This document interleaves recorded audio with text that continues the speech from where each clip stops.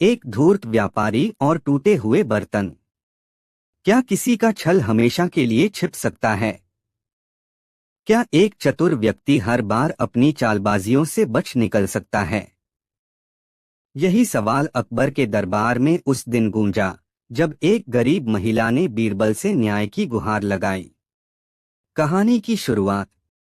एक छोटे से गांव में एक व्यापारी रहता था जिसका नाम था हरिदास।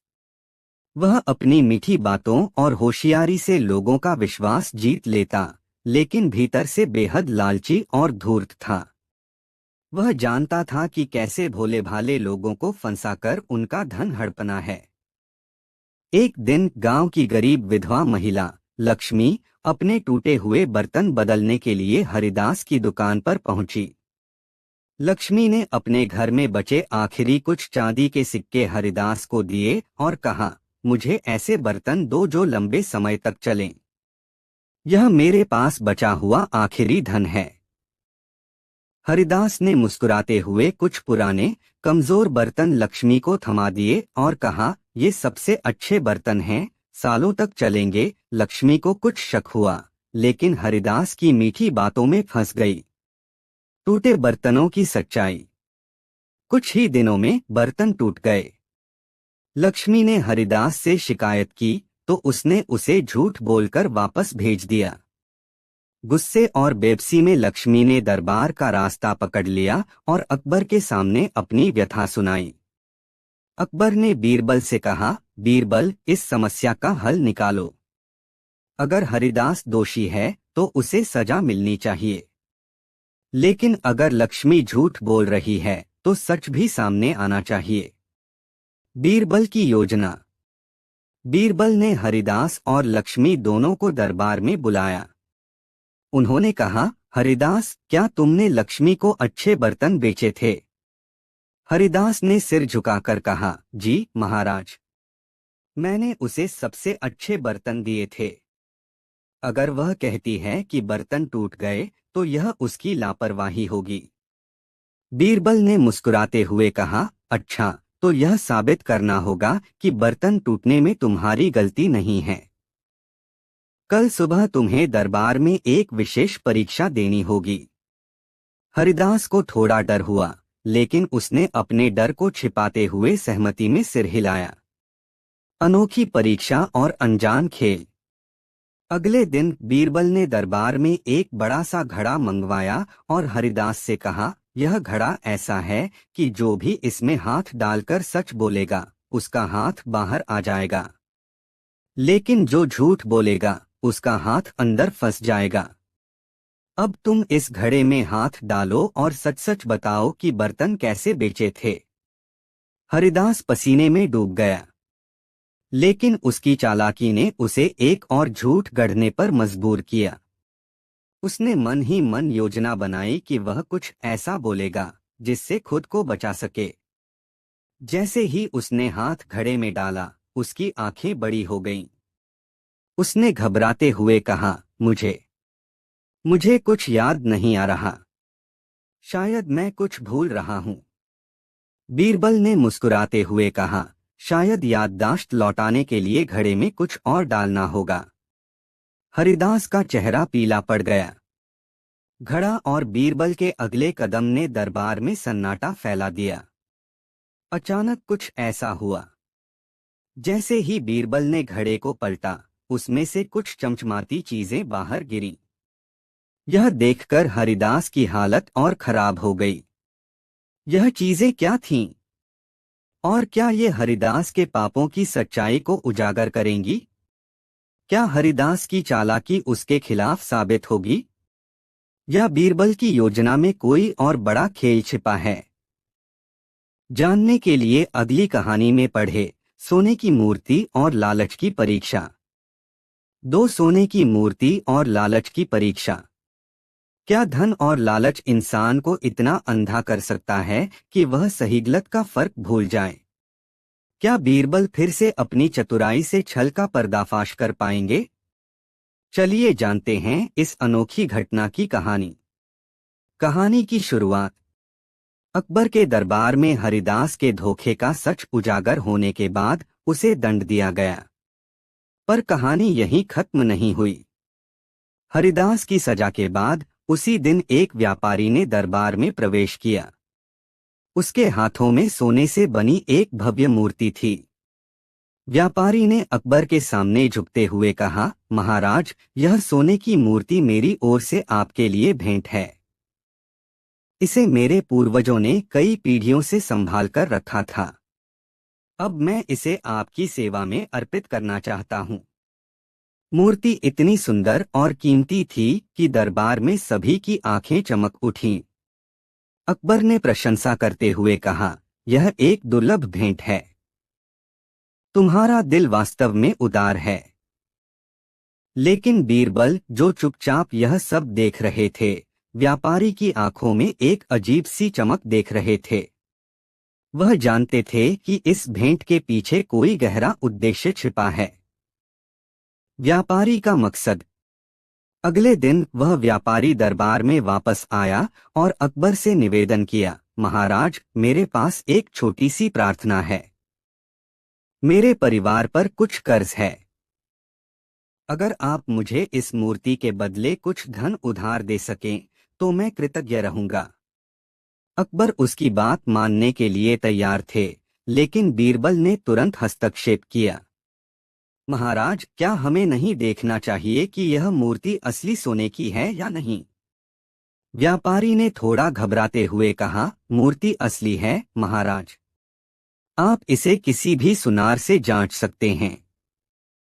बीरबल मुस्कुराए और बोले, अगर यह असली है तो हमें इसे एक छोटे से परीक्षण में डालने में कोई आपत्ति नहीं होनी चाहिए। बीरबल की योजना। बीरबल ने दरबार के एक सिपाही से एक बड़े से पानी के घड़े में तेजाब जैसा एक घोल तैयार करने को कहा। यह घोल सच और झूठ का फर्क तुरंत बता देगा।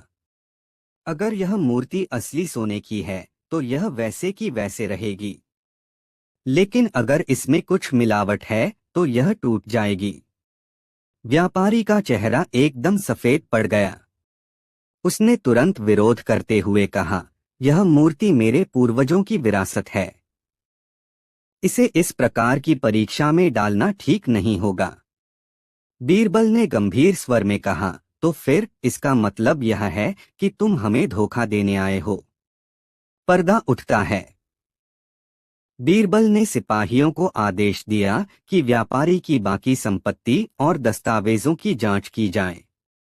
जांच में यह सामने आया कि व्यापारी के पास कई नकली गहने और कीमती वस्तुएं थीं, जिन्हें वह असली बताकर लोगों को धोखा देता था। अकबर क्रोधित हुए और बोले, तुम्हारे जैसे लोग समाज का सबसे बड़ा अभिशाप हैं। तुम्हें कड़ी सजा मिलेगी। लेकिन इससे पहले कि व्यापारी को सजा सुनाई जाती, वह अकबर के चरणों में गिर पड़ा और बोला, मुझे क्षमा कर दीजिए महाराज। मैं आपको एक और महत्वपूर्ण जानकारी दूंगा। रहस्यमयी बयान। व्यापारी ने धीरे से कहा, महाराज, इस मूर्ति की कहानी यहाँ खत्म नहीं होती। यह मूर्ति केवल एक संकेत है। गांव में एक जगह है जहां इससे भी बड़ा खजाना छिपा है। लेकिन उस खजाने तक पहुंचने के लिए आपको एक और रहस्य सुलझाना होगा। अकबर ने गंभीरता से व्यापारी की बात सुनी। क्या यह तुम्हारी नई चाल है या सच में कोई खजाना है? बीरबल ने कहा, महाराज, यह खजाने की बात बेहद रोचक है, लेकिन इसे सत्यापित करना जरूरी है। हमें पता लगाना होगा कि व्यापारी के इस बयान में कितनी सच्चाई है। क्या व्यापारी सच बोल रहा है या यह उसकी चाल का एक और हिस्सा है? खजाने की सच्चाई क्या है और क्या बीरबल इस रहस्य को सुलझा पाएंगे? जानने के लिए अगली कहानी में खजाने का रहस्य और बीरबल की चतुराई। 3 सोने की मूर्ति और लालच की परीक्षा। अंत। व्यापारी के खजाने की बात सुनकर दरबार में सन्नाटा छा गया। अकबर ने व्यापारी को घूरते हुए कहा, अगर यह सच है तो हमें उस खजाने का पता चलना चाहिए। लेकिन अगर तुम झूठ बोल रहे हो तो तुम्हें गंभीर दंड मिलेगा। बीरबल ने व्यापारी को शांत स्वर में पूछा, उस खजाने का स्थान कहाँ है? व्यापारी ने कहा, महाराज, वह खजाना गांव के पुराने शिव मंदिर के नीचे छिपा है।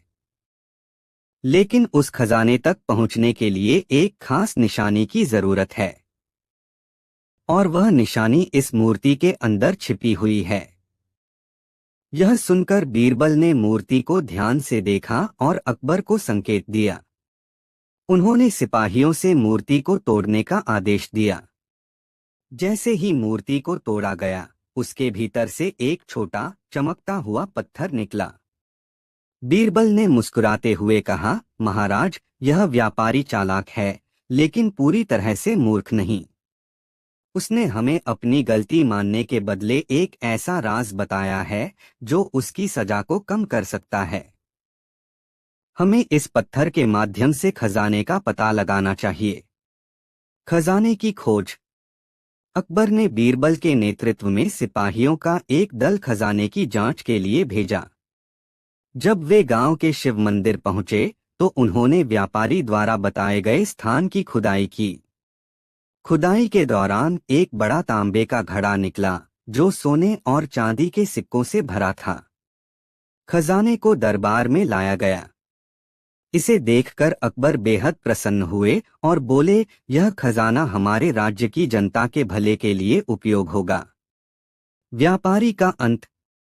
अकबर ने व्यापारी की सजा का फैसला करते हुए कहा, तुम्हारे लालच और धोखे के कारण कई लोग पीड़ित हुए हैं, लेकिन चूंकि तुमने इस खजाने की सच्चाई बताई, इसलिए तुम्हारी सजा कम की जाती है। तुम्हारे सभी धन और संपत्ति जब्त कर ली जाएगी और तुम्हें राज्य की सेवा में लगाया जाएगा। बीरबल ने मुस्कुराते हुए कहा, महाराज, लालच का यह खेल हर बार इतना आसान नहीं होता। अगर व्यापारी सच नहीं बताता तो यह खजाना भी दबा रह जाता। अंत में एक सीख। अकबर ने दरबार में घोषणा की, यह कहानी हमें सिखाती है कि लालच का अंत हमेशा बुरा होता है। सत्य और ईमानदारी ही जीवन का सच्चा खजाना है। दरबार के सभी लोग बीरबल की चतुराई और व्यापारी के छल का अंत देखकर संतुष्ट हुए। एक मूर्ख दोस्त और सोने की थैली। क्या हर दोस्त विश्वास के काबिल होता है? क्या किसी की मासूमियत और मूर्खता का फायदा उठाया जा सकता है? अकबर के दरबार में एक ऐसा मामला आया जिसने यह सवाल हर किसी के मन में खड़ा कर दिया। आइए जानते हैं इस रोचक घटना की कहानी। कहानी की शुरुआत। गांव के एक साधारण किसान रघु ने अपनी मेहनत से कुछ सोने के सिक्के इकट्ठा किए थे। रघु ईमानदार था, लेकिन बेहद भोला। उसका सबसे अच्छा दोस्त शंभू चालाक और लालची था। एक दिन रघु ने अपनी जमा की हुई सोने की थैली शंभू को सौंपी और कहा, मित्र, मैं कुछ दिनों के लिए बाहर जा रहा हूं। यह थैली संभाल कर रखना। जब लौटूंगा तो इसे ले लूंगा। शंभू ने बड़ी खुशी से थैली रख ली और मन ही मन सोचा, इतना सोना देखकर मेरा मन ललचा रहा है। अगर यह थैली मेरी हो जाए तो मेरी जिंदगी बदल जाएगी। शंभू की चाल। रघु कुछ दिनों बाद वापस लौटा और शंभू से अपनी थैली मांगी। शंभू ने झूठ बोलते हुए कहा, मित्र, मुझे दुख है, पर तुम्हारी थैली तो चूहे खा गए। यह सुनकर रघु दंग रह गया। उसने गुस्से में कहा, चूहे सोने की थैली कैसे खा सकते हैं? शंभू ने हंसते हुए कहा, यह तो किस्मत की बात है मित्र। अब मैं क्या कर सकता हूँ? रघु को समझ आ गया कि उसका दोस्त उसे धोखा दे रहा है, लेकिन उसके पास कोई सबूत नहीं था। दरबार में शिकायत। रघु ने न्याय पाने के लिए अकबर के दरबार का रास्ता पकड़ा। उसने पूरी घटना अकबर और बीरबल को सुनाई। अकबर ने शंभू को बुलवाया और उससे पूछा, क्या यह सच है कि चूहों ने सोने की थैली खा ली? शंभू ने आत्मविश्वास से कहा, जी महाराज, यह सच है। मेरे घर के चूहे बहुत भूखे और ताकतवर हैं। यह सुनकर दरबारियों के बीच हंसी फैल गई, लेकिन बीरबल की आंखों में चमक आ गई। बीरबल की योजना। अगले दिन बीरबल ने रघु से कहा, तुम्हारा न्याय होगा, लेकिन मुझे एक दिन का समय चाहिए। बीरबल ने अपने सिपाही से एक पिंजरे में बड़ा सा चूहा पकड़वाया और उसे दरबार में लाने का आदेश दिया। जब शंभू दरबार में आया तो बीरबल ने उस चूहे को दिखाते हुए कहा, शंभू, यह चूहा तुम्हारे घर से आया है, इसे तो सोने की थैली खानी चाहिए, है ना?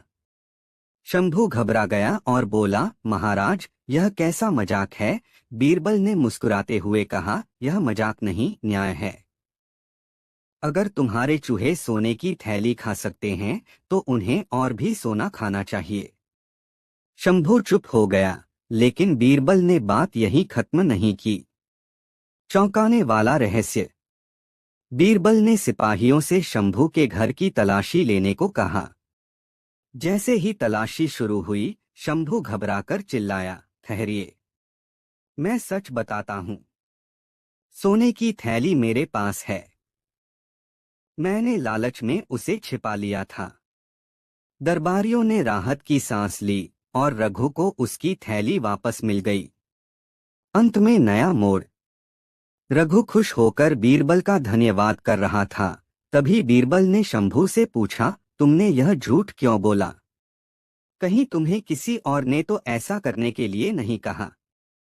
शंभू ने सिर झुका लिया और डरते हुए कहा, महाराज, यह मेरी गलती थी, लेकिन किसी ने मुझे इस काम के लिए उकसाया था। अकबर ने पूछा, वह कौन है? शंभू ने कांपते हुए कहा, उस व्यापारी का नाम हरिदास है। क्या हरिदास का इससे कोई संबंध है? क्या यह मामला केवल लालच का है या इसके पीछे कोई गहरी साजिश छिपी है? जानने के लिए गली कहानी, धोखे की कड़ियां और बीरबल की चतुराई। दो धोखे की कड़ियां और बीरबल की चतुराई। क्या हरिदास का नाम सिर्फ शंभू का बचाव करने के लिए लिया गया या इसके पीछे कोई बड़ी साजिश छिपी है? क्या बीरबल इस मामले का सच उजागर कर पाएंगे? यह रहस्य धीरे धीरे और गहराता जा रहा है।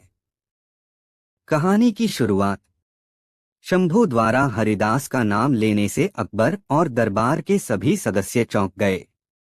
हरिदास वही व्यापारी था जिसे कुछ समय पहले बीरबल ने उसकी धूर्तता के लिए सजा दिलाई थी। अकबर ने हरिदास को दरबार में बुलाने का आदेश दिया।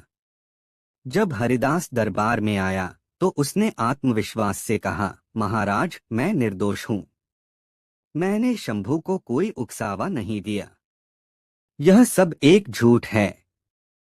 बीरबल ने शांत रहते हुए पूछा, हरिदास, अगर तुम निर्दोष हो तो शंभू ने तुम्हारा नाम क्यों लिया? क्या तुम दोनों में कोई गुप्त संबंध है?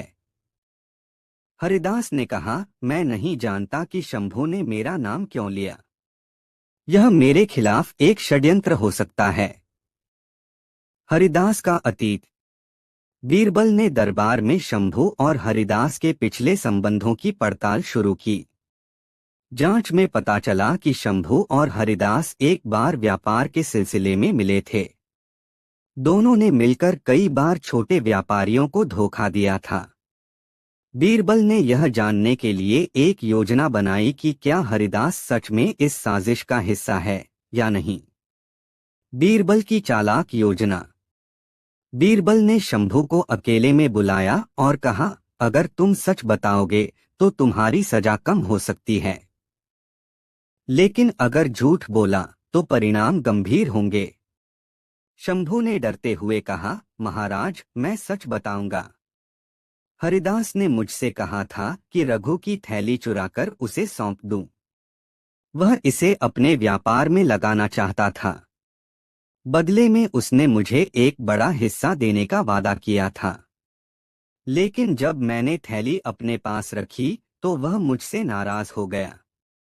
बीरबल ने यह सुनते ही तीन साजिश का असली सूत्रधार अंत। बीरबल के सवालों ने दरबार में सस्पेंस बढ़ा दिया। सभी सोच रहे थे कि क्या सच में हरिदास के पीछे कोई और है।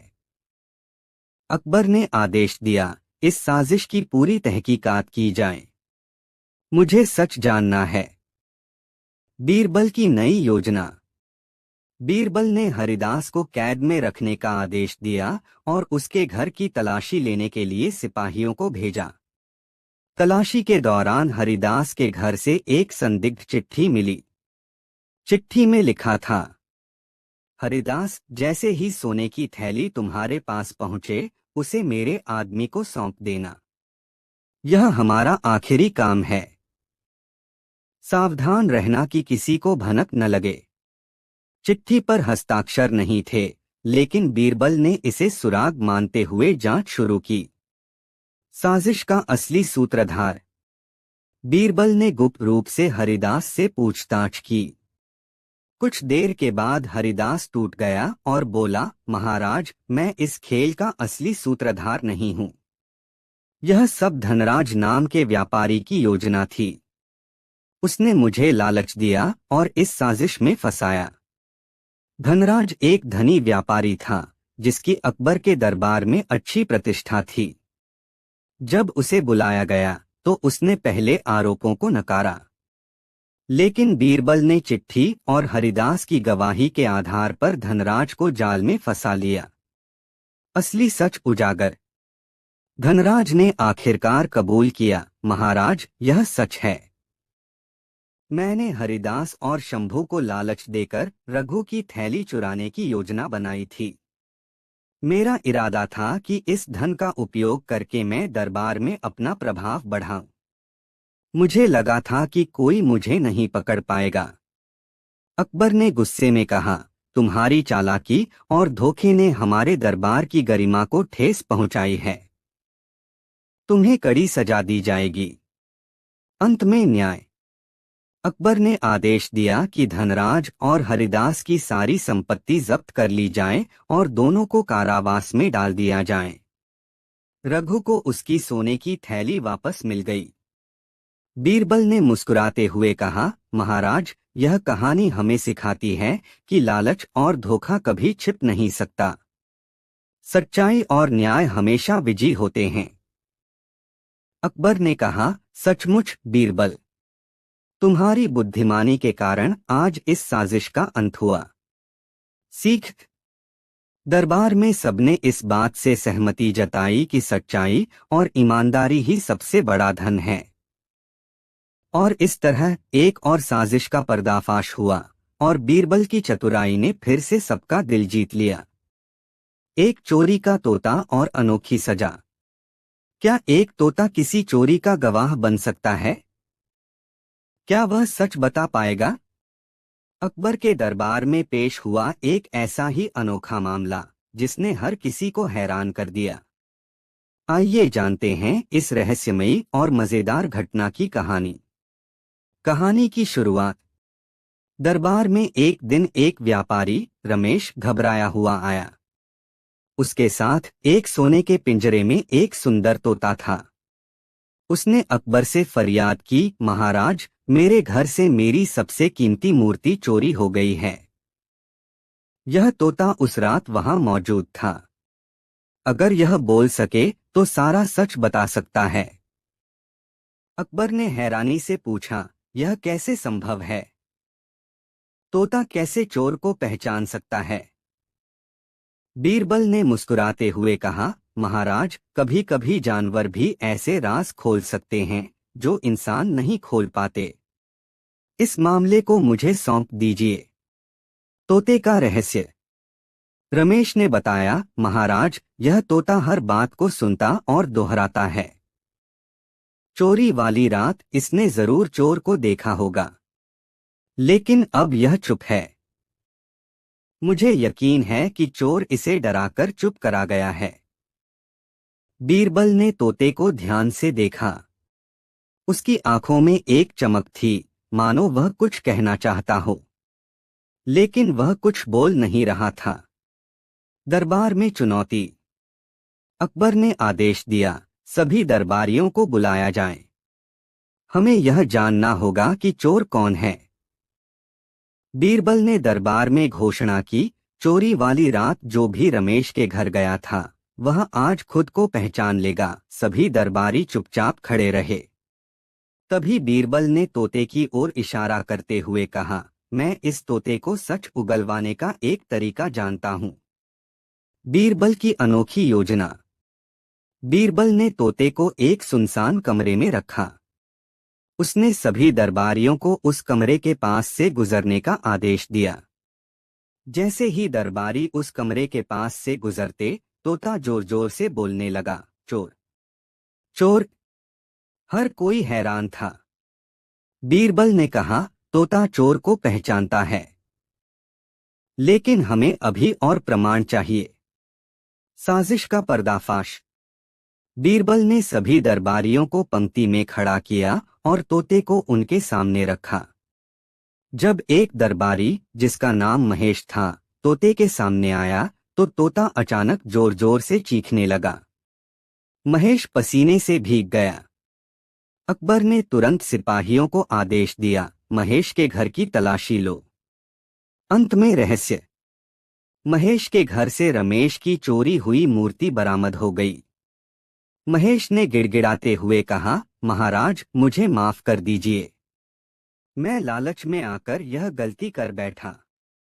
बीरबल ने मुस्कुराते हुए कहा, महाराज, तोते ने हमें सिखा दिया कि सच्चाई कितनी भी छिपाई जाए, वह एक न एक दिन सामने आ ही जाती है। लेकिन तभी रमेश ने कहा, महाराज, मुझे यकीन है कि महेश अकेला इस चोरी में शामिल नहीं था। इसके पीछे कोई और भी है। अकबर ने पूछा, कौन हो सकता है वह? क्या महेश के पीछे कोई और बड़ा गुनहगार है, या यह सब महेश का ही खेल था? जानने के लिए अगली कहानी, धोखे की जड़ और बीरबल की अनोखी चाल। दो धोखे की जड़ और बीरबल की अनोखी चाल। क्या महेश अकेला इस साजिश का जिम्मेदार था, या इसके पीछे किसी बड़े मास्टरमाइंड का हाथ था? क्या बीरबल इस जाल का सच्चा सिरा ढूंढ पाएंगे? दरबार में हर किसी की उत्सुकता बढ़ चुकी थी। कहानी की शुरुआत। महेश ने अकबर के सवाल पर झुके सिर के साथ कहा, महाराज, मैं निर्दोष हूँ। मैंने यह मूर्ति चुराई तो थी, लेकिन इसके पीछे रमेश का नौकर गोपाल है। उसने मुझे उकसाया और चोरी के लिए रास्ता दिखाया। यह सुनकर रमेश भड़क उठा। उसने कहा, महाराज, यह महेश का झूठ है। मेरा नौकर मेरे लिए परिवार जैसा है। उसने कभी मेरे खिलाफ कुछ नहीं किया। बीरबल ने सभी को शांत करते हुए कहा, महाराज, सच को उजागर करने के लिए हमें धैर्य रखना होगा। मैं इस मामले की जड़ तक पहुंचने के लिए एक नई योजना बनाऊंगा। बीरबल की गुप्त योजना। बीरबल ने गोपाल को दरबार में बुलाया। गोपाल ने डरते हुए कहा, महाराज, मैं निर्दोष हूँ। मैंने किसी को चोरी के लिए नहीं उकसाया। बीरबल ने मुस्कुराते हुए कहा, गोपाल, यदि तुम निर्दोष हो तो तुम्हें डरने की आवश्यकता नहीं। मैं बस तुमसे कुछ सवाल पूछूंगा।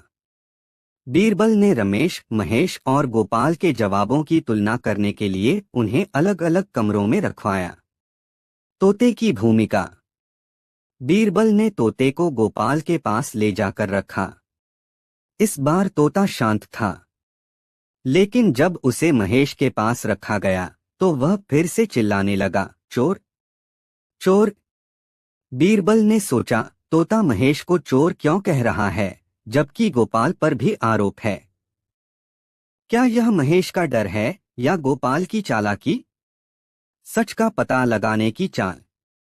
बीरबल ने महेश और गोपाल दोनों को एक ही कमरे में बुलाया। उसने कहा, मैं जानता हूं कि तुम दोनों इस चोरी के पीछे हो। अब यह तुम्हारे ऊपर है कि कौन पहले सच बताएगा। जो सच बोलेगा उसकी सजा कम हो सकती है। गोपाल ने कुछ देर तक सोचा और फिर कहा, महाराज, महेश ही इस साजिश का असली सूत्रधार है। उसने मुझसे कहा था कि मैं चोरी का रास्ता दिखाऊं, वरना वह मेरी नौकरी छीन लेगा। मैंने मजबूरी में उसकी मदद की। महेश घबराते हुए बोला, यह झूठ है महाराज। गोपाल ने खुद यह योजना बनाई थी। मैं तो सिर्फ लालच में फंस गया। अनोखी सजा। बीरबल ने मुस्कुराते हुए अकबर से कहा, महाराज, सच का पता लगाने का एक अंतिम उपाय है।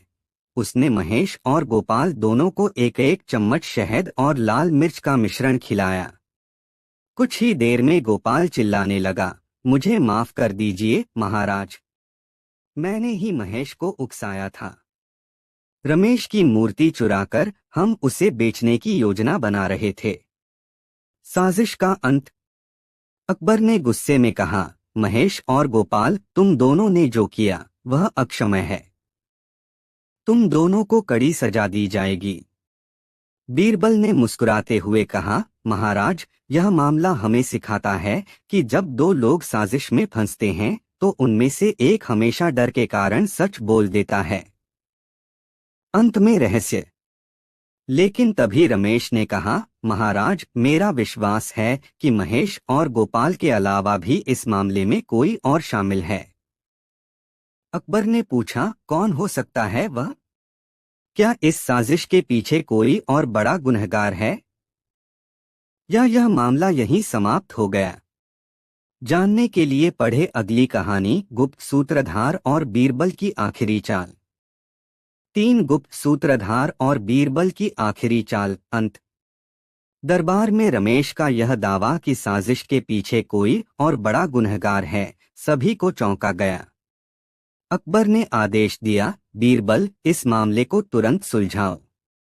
हमें जानना है कि सच क्या है। बीरबल की नई योजना। बीरबल ने रमेश से कहा, क्या तुम्हें किसी पर शक है? रमेश ने हिचकिचाते हुए कहा, महाराज, मेरे एक अन्य नौकर सुरेश का व्यवहार कुछ दिनों से अजीब था। वह चोरी वाली रात भी गायब था। बीरबल ने सुरेश को दरबार में बुलवाया। सुरेश डर के मारे कांप रहा था। उसने कहा, महाराज, मैं निर्दोष हूं। मैं उस रात गांव गया था। बीरबल ने उसकी बातों को ध्यान से सुना और फिर मुस्कुराते हुए कहा, ठीक है सुरेश, अगर तुम निर्दोष हो तो तुम्हें चिंता करने की जरूरत नहीं, लेकिन हमें यह जांचने दो। सुरेश की परीक्षा। बीरबल ने रमेश के घर के पास गुप्त रूप से जांच शुरू की। उन्होंने पाया कि सुरेश चोरी वाली रात रमेश के घर के पास देखा गया था। इसके अलावा सुरेश के कमरे से एक सोने की चेन मिली जो रमेश की मूर्ति का हिस्सा थी। सच का खुलासा। बीरबल ने दरबार में सुरेश से पूछा, सच सच बताओ, यह चेन तुम्हारे पास कैसे आई? सुरेश ने घबराकर सच कबूल कर लिया। उसने कहा, महाराज, मैं और गोपाल दोनों ने मिलकर यह साजिश रची थी। गोपाल ने महेश को फंसाया ताकि चोरी का शक हम पर न आए। लेकिन जब महेश पकड़ा गया तो मैंने चेन को छिपाने की कोशिश की। अंत में न्याय। अकबर ने गुस्से में कहा, सुरेश और गोपाल को कड़ी सजा दी जाएगी। उनकी सारी संपत्ति जब्त की जाएगी और उन्हें कारावास में रखा जाएगा। महेश को भी उसकी भूमिका के लिए दंडित किया जाएगा, लेकिन उसकी सजा हल्की होगी क्योंकि उसने सच कबूल कर लिया। रमेश को उसकी मूर्ति और सोने के गहने वापस मिल गए। बीरबल की सीख। बीरबल ने कहा, महाराज, यह कहानी हमें सिखाती है कि साजिश कितनी भी जटिल हो, सच्चाई को छिपाया नहीं जा सकता। झूठ और धोखे का अंत हमेशा बुरा ही होता है। अकबर ने बीरबल की बुद्धिमानी की प्रशंसा की और दरबार में सभी ने चैन की सांस। एक सोने की मूर्ति और लालच की परीक्षा। क्या होता अगर किसी को अपना सबसे कीमती खजाना सिर्फ एक दिन के लिए उधार दिया जाए?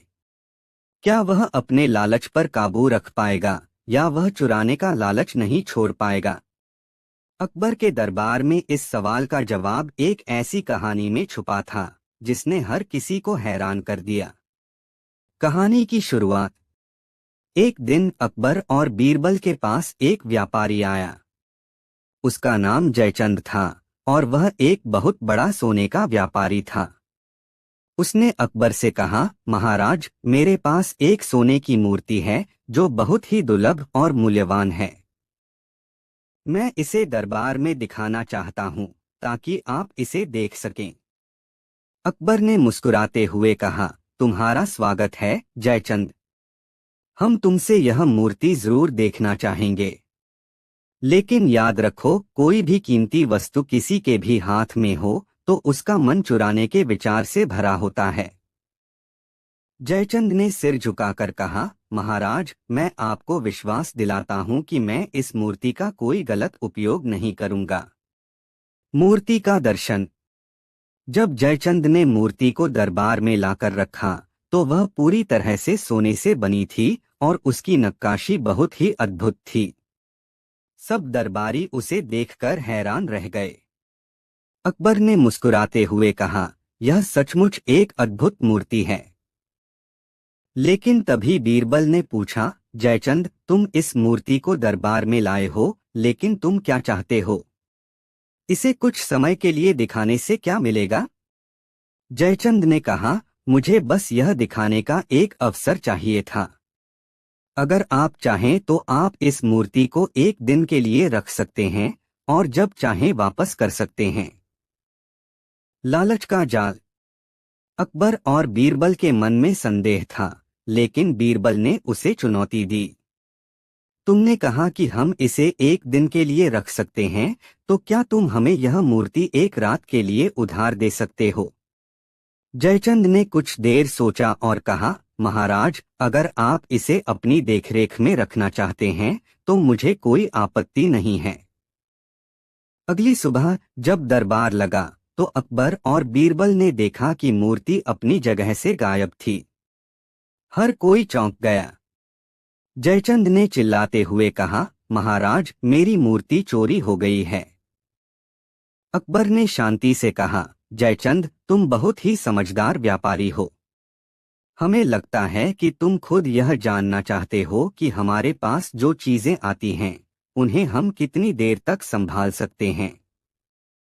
यह लालच की परीक्षा है और तुमने इसे पास किया है या नहीं, यह अब हमें देखना है। बीरबल की जांच। बीरबल ने पूरी रात सोने की मूर्ति के गायब होने की गुत्थी को सुलझाने के लिए अपने दिमाग का उपयोग किया। उसने सब दरबारियों से पूछा, क्या किसी ने मूर्ति को ले जाते हुए देखा है? अकबर ने कहा, हम जानना चाहते हैं कि असल में यह चोरी हुई है या कुछ और। जयचंद, तुमने मूर्ति को हमें क्यों दी, जबकि तुम जानते थे कि इसके साथ इतना खजाना जुड़ा है? जयचंद ने घबराते हुए कहा, महाराज, मुझे विश्वास था कि आप इसे सुरक्षित रखेंगे, लेकिन मैं इस पर से नियंत्रण नहीं रख पा रहा था। अब मैं समझ रहा हूं कि मेरे लालच ने मुझे घेर लिया। सस्पेंस का खुलासा। अचानक बीरबल मुस्कुराया और कहा, मुझे पता है कि मूर्ति कहाँ है, और यह किसी और ने नहीं बल्कि खुद जयचंद ने इसे छिपाया है। हर कोई हैरान था। बीरबल ने आगे कहा, जयचंद, तुमने यह साबित करने के लिए हमें यह परीक्षा दी कि हम अपने लालच पर काबू पा सकते हैं, लेकिन तुम खुद यह नहीं कर पाए और तुम्हारा लालच ही तुम्हारी हार बनेगा। अकबर ने आदेश दिया, जयचंद, तुमने अपनी मूर्ति का मूल्यांकन बहुत ही गलत तरीके से किया। हमें यह समझना होगा कि कोई भी चीज सिर्फ दिखाने के लिए नहीं होती, उसका असली मूल्य तभी पता चलता है जब हम उस पर कोई गलत नजर नहीं डालते। क्या जयचंद अपनी मूर्ति को वापस पा सकेगा या बीरबल ने उसे अपनी चाल से फंसाया है? जानने के लिए पढ़े अगली कहानी, सांप की सजा और बीरबल की आखिरी चाल। दो सांप की सजा और बीरबल की आखिरी चाल। क्या सचमुच हम सबका मन कभी पूरी तरह से शुद्ध हो सकता है? क्या किसी के अंदर दया और सजा का संतुलन सही हो सकता है? अकबर के दरबार में यह सवाल एक ऐसी दिलचस्प घटना से जुड़ा था जिसने सभी को हैरान कर दिया। कहानी की शुरुआत। एक दिन अकबर के दरबार में एक गांव वाला आया। वह डरते हुए बोला, महाराज, मुझे अपनी जान का खतरा है। एक सांप मेरे घर में घुस आया है और उसे बाहर निकालने का कोई रास्ता नहीं मिल रहा। वह बहुत ही खतरनाक है। अकबर ने उसे सांत्वना देते हुए कहा, तुम चिंता मत करो, हम इस मामले को हल कर लेंगे। बीरबल, तुम इस बारे में कुछ कर सकते हो? बीरबल ने मुस्कुराते हुए कहा, महाराज, यह समस्या हम आसानी से सुलझा सकते हैं, लेकिन हमें कुछ समय चाहिए और एक विशेष योजना बनानी होगी। बीरबल की योजना। बीरबल ने उस गांव वाले से कहा, तुम हमें सांप को पकड़ने का मौका दो, हम उसे सुरक्षित रूप से बाहर निकाल लेंगे। लेकिन ध्यान रखना, हमें यह सुनिश्चित करना होगा कि सांप को कोई नुकसान न पहुंचे। गांव वाले ने हामी भरते हुए कहा, महाराज, मैं जानता हूं कि बीरबल जी बहुत समझदार हैं, मैं उन पर विश्वास करता हूं। बीरबल ने दरबार में सबको बताया, महाराज, हम उस सांप को पकड़ने के लिए जो तरीका अपनाएंगे वह न केवल उसे सुरक्षित बाहर निकालेगा, बल्कि हम यह भी देखेंगे कि वह हिंसक क्यों हुआ। सांप का पीछा। बीरबल और उसके साथियों ने गांव में जाकर उस सांप को तलाश किया। कुछ ही देर में वे उसे एक खूंटे के पास पाया, जहां वह गुस्से से फुफकार रहा था। बीरबल ने अपनी समझदारी से सांप को धीरे धीरे शांत किया और उसे एक सुरक्षित जगह पर ले आए। अब सवाल यह था कि सांप को सजा देनी चाहिए या दया दिखानी चाहिए। अकबर ने बीरबल से पूछा, बीरबल, इस सांप ने हमारे गांव वाले को कितना डराया है, क्या इसे कुछ सजा मिलनी चाहिए? बीरबल ने सोचा और कहा, महाराज, हर जीव की अपनी वजह होती है डरने या आक्रामक होने की। यह सांप शायद खुद को बचाने के लिए ऐसा कर रहा था। हमें इसे सजा देने के बजाय इसकी वजह जाननी चाहिए। सांप की परीक्षा। बीरबल ने सांप से पूछा, तुम इतने गुस्से में क्यों हो? सांप ने फुफकारते हुए जवाब दिया, मैंने जब भी यहाँ रहने की कोशिश की, लोग मुझे मारने की कोशिश करते हैं। मेरे पास कोई और रास्ता नहीं था। बीरबल ने मुस्कुराते हुए कहा, तुम ठीक कहते हो। किसी भी प्राणी को अपनी रक्षा का अधिकार है, लेकिन अगर तुम हमला करोगे तो लोग भी अपनी रक्षा करेंगे। अब बीरबल ने एक नई योजना बनाई। उसने अकबर से कहा, महाराज, हम इस सांप को एक अवसर देंगे। हम उसे एक जंगल में छोड़ देंगे जहां वह अपना जीवन शांति से जी सके। लेकिन अगर यह फिर से किसी को नुकसान पहुंचाता है तो हम इसे और किसी स्थान पर ले जाएंगे जहां उसे कोई खतरा न हो। सजा या दया? अकबर ने कहा, बीरबल, तुमने सही फैसला लिया है। यह सांप अब एक मौका पा रहा है। हम उसे दया दिखाते हैं, लेकिन अगर उसने फिर से हमला किया तो उसे कड़ी सजा मिलेगी। बीरबल ने उस सांप को जंगल में छोड़ दिया और सभी ने देखा कि वह धीरे धीरे घास में लुढ़कते हुए गायब हो गया। लेकिन क्या यह सांप सच में बदल चुका है या यह अपनी हिंसक प्रवृत्तियों के साथ वापस लौटेगा? जानने के लिए पढ़े अगली कहानी, रहस्यमय भूत और बीरबल की सूझबूझ। 3 रहस्यमय भूत और बीरबल की सूझबूझ। कई दिन बीत गए और सभी लोग शांति से रहने लगे। अकबर के दरबार में यह घटना एक आदर्श बन गई थी, जहां बीरबल ने न केवल सांप को दया दी, बल्कि उसे अपने तरीके से सही रास्ता दिखाया। लेकिन कुछ समय बाद गांव में एक और नई समस्या खड़ी हो गई। नया संकट। गांव में लोग कहने लगे कि जंगल में कहीं एक भूत आ गया है। लोग रात के समय डर डर के घरों से बाहर नहीं निकलते थे। उनके अनुसार रात होते ही एक अजीब सी आवाजें आती थीं और एक सफेद आकृति जंगल में घूमती हुई दिखाई देती थी। अकबर ने बीरबल को बुलाया और कहा, बीरबल, अब क्या होगा?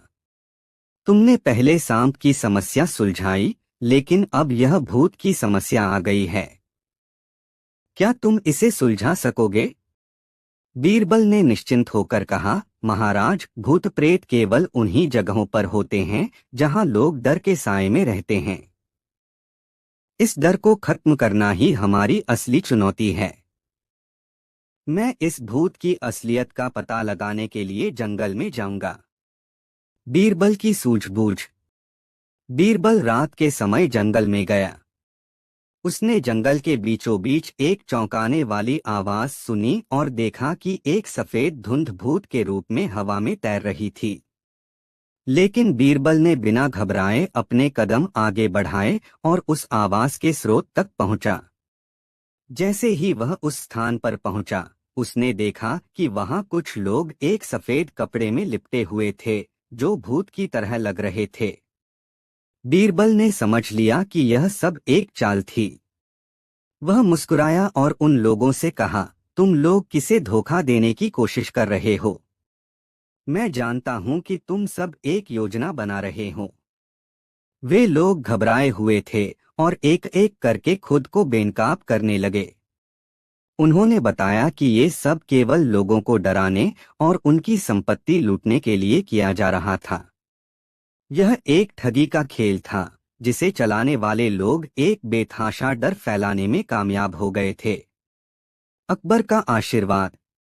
बीरबल उन ठगों को दरबार में लेकर आया। अकबर ने उन्हें दंडित किया और बीरबल ने सबको यह समझाया कि डर और भ्रम केवल उन्हीं लोगों के मन में रहते हैं जो अपने आत्मविश्वास को खो बैठते हैं। महाराज, बीरबल ने कहा, यह भूत नहीं था, बल्कि यह एक भ्रम था जो कुछ लोगों ने अपनी स्वार्थ सिद्धि के लिए फैलाया था। अब सब लोग समझ गए होंगे कि डर सिर्फ एक मानसिक स्थिति है। हम सबको अपनी सोच पर काबू पाकर सही रास्ते पर चलना चाहिए। अकबर ने बीरबल की सूझबूझ की सराहना करते हुए कहा, तुम सचमुच महान हो बीरबल। तुमने न केवल इस भूत की सच्चाई उजागर की, बल्कि यह भी सिद्ध कर दिया कि सच्चाई कभी छिप नहीं सकती। समाप्ति। इस प्रकार बीरबल ने फिर से अपनी बुद्धिमानी से न केवल एक और समस्या का हल निकाला, बल्कि सभी को यह सिखाया कि डर केवल मानसिक भ्रांति है जो सच्चाई से ज्यादा ताकतवर नहीं हो सकती। और इस तरह एक और समस्या का समाधान बीरबल ने अपनी चतुराई और समझ से किया। लेकिन क्या अगली बार बीरबल किसी और चुनौती का सामना करेगा? जानने के लिए अगली कहानी का इंतजार करें। रहस्यमय तालाब और बीरबल की नई चुनौती। बीरबल का कठिन निर्णय राजा के सामने दी बड़ी चुनौती। क्या होता अगर तुम्हें एक ऐसा निर्णय लेना पड़े जो तुम्हारे जीवन को बदल कर रख दे? क्या तुम उस निर्णय को सही ठहरा पाओगे? अकबर ने बीरबल से यह सवाल पूछा। दरबार में सभी की निगाहें बीरबल पर थीं, क्योंकि यह सवाल अकबर ने सिर्फ बीरबल से पूछा था, न कि किसी और से। बीरबल ने धीरे से सिर झुका लिया और उसने गहरी सांस ली। वह जानता था कि यह सवाल एक सामान्य सवाल नहीं था, बल्कि अकबर उसे किसी कठिन परिस्थिति में डालने वाले थे। अकबर ने उसकी ओर देखा और फिर एक चुटकी में कहा, बीरबल, तुम हमेशा मेरी समस्याओं का समाधान चतुराई से ढूंढ लाते हो, लेकिन इस बार तुम्हारे सामने एक ऐसा निर्णय होगा जो किसी भी बुद्धिमान व्यक्ति को उलझन में डाल सकता है। बीरबल को समझ में आ गया कि अकबर किसी न किसी उलझन में डालने वाले थे।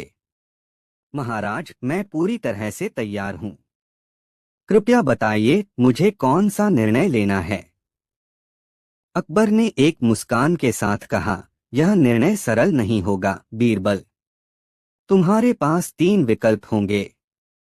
एक, तुम्हारे सामने एक सोने का खजाना होगा जो तुम्हें अपनी शर्तों पर मिलेगा, लेकिन वह खजाना एक धोखेबाज के हाथों में जा सकता है जो तुम्हारे अपने ही रिश्तेदार हो सकते हैं।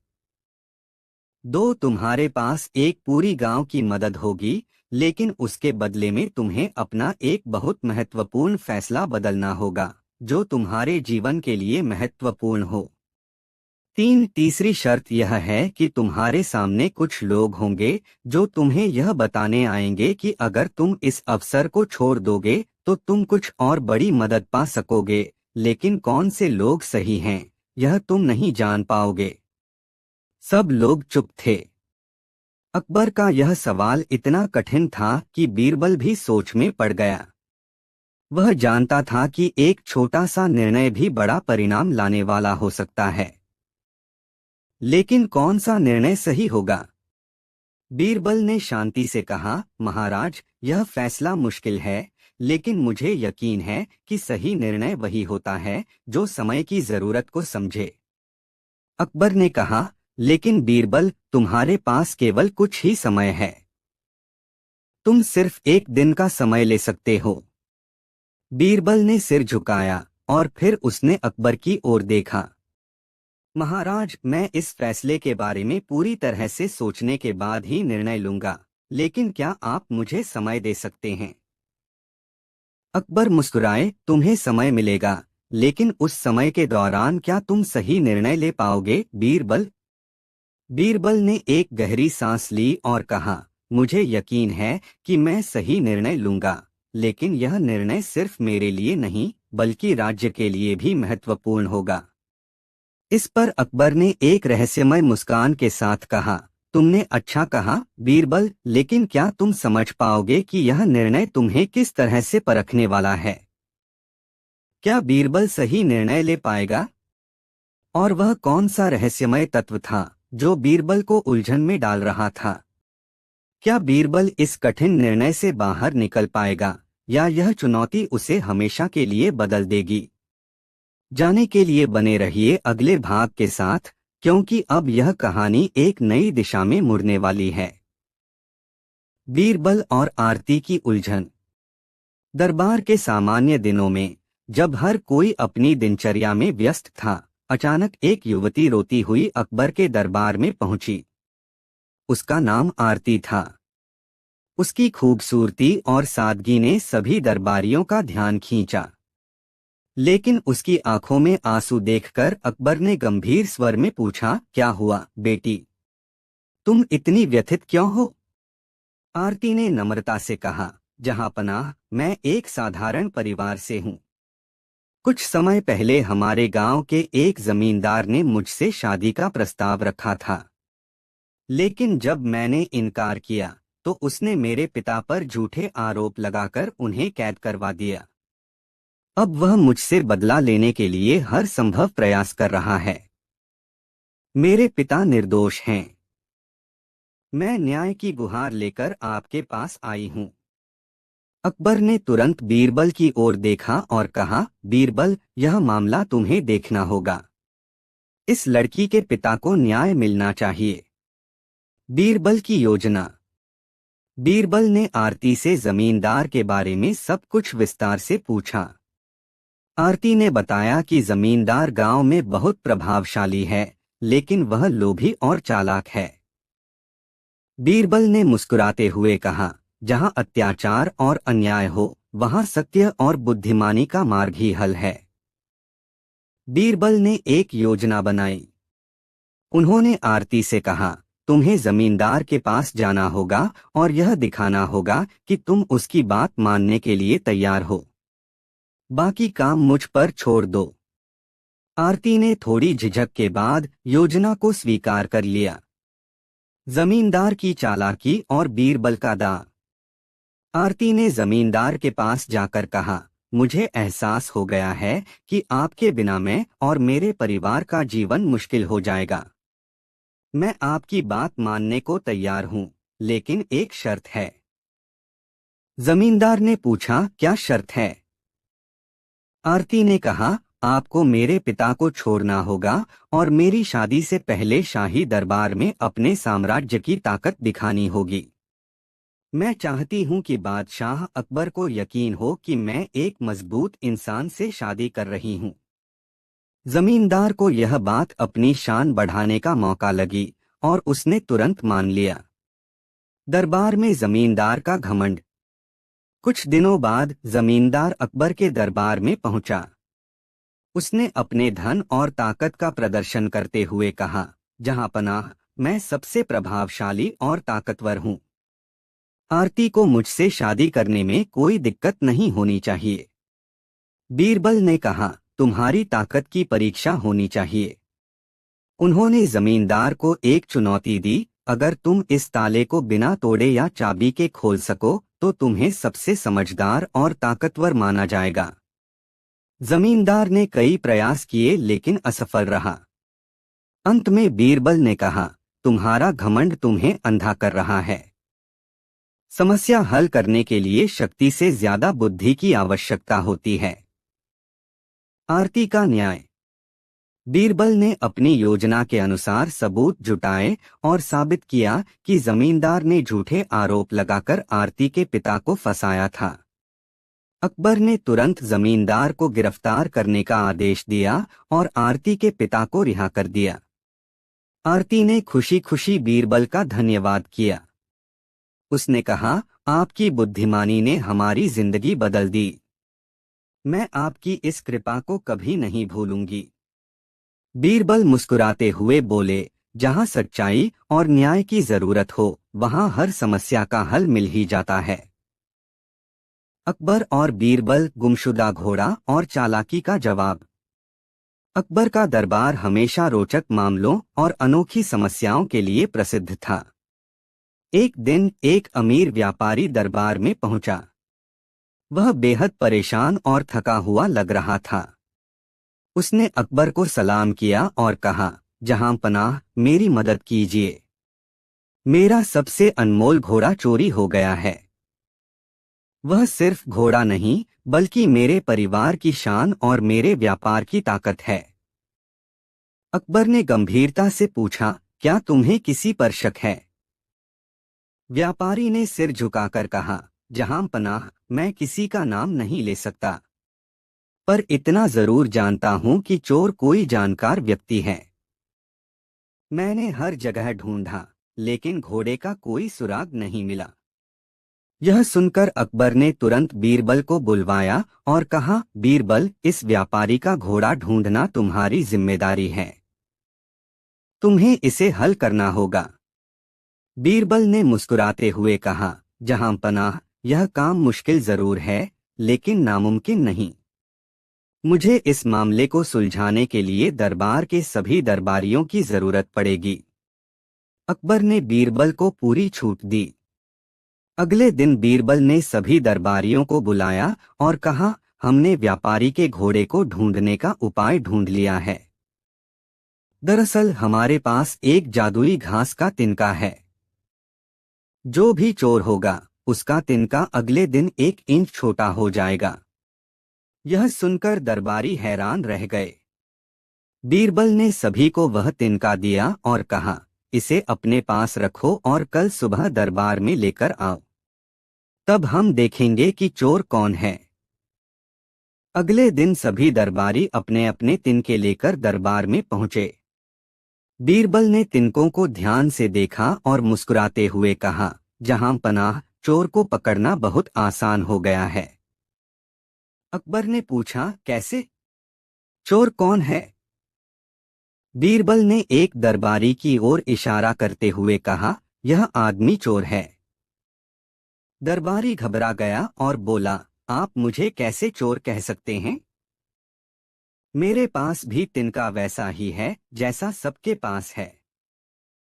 बीरबल ने जवाब दिया, तुम्हारे तिनके की लंबाई दूसरों से छोटी है। तुमने सोचा कि अगर तुमने तिनके को थोड़ा काट दिया तो कोई नहीं समझेगा, लेकिन यही तुम्हारी गलती थी, क्योंकि यह साबित करता है कि तुम डर गए थे और तुम ही चोर हो।